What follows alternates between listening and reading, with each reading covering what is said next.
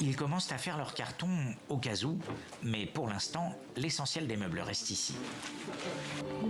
Sur les hauteurs de Kiev, surplombant le Dniepr, le monastère de la Laure des Grottes, le plus grand du pays, s'étend sur 20 hectares. Ils sont près de 200 moines orthodoxes et 300 étudiants à vivre là, mais d'ici mercredi, ils doivent avoir quitté les lieux. La décision ferme vient du gouvernement ukrainien, mais pour ces moines, pas question de déménager. Nous, en tant que croyants et moines, resterons à la Laure aussi longtemps que cela sera physiquement possible, parce que c'est déterminé par la législation ukrainienne. Les officiels déclarent aujourd'hui que premièrement, il y aura des expulsions forcées et deuxièmement, des possibilités limitées de fonctionnement. Ils nous promettent qu'ils couperont l'électricité, l'eau, l'Internet et tout le reste. Dans ces conditions, bien sûr, nous ne pourrons pas fonctionner pleinement.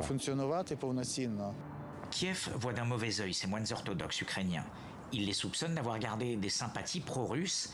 L'Église était soumise au patriarcat de Moscou avant le début de la guerre, une Église russe qui avait ouvertement approuvé l'offensive contre l'Ukraine et dont le patriarche a récemment soutenu ces moines ukrainiens menacés d'expulsion.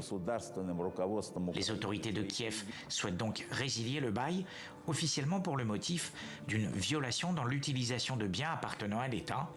Fin 2022, le monastère de la Laure avait même été perquisitionné.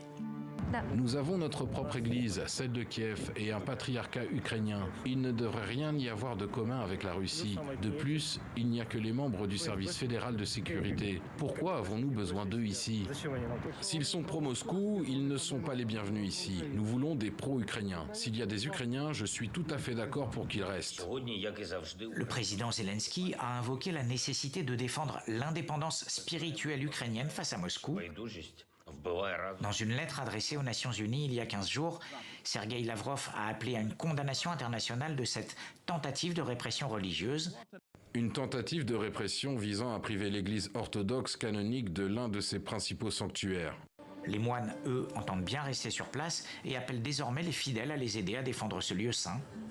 Les responsables du monastère assurent pourtant avoir été les premiers religieux à condamner l'offensive russe.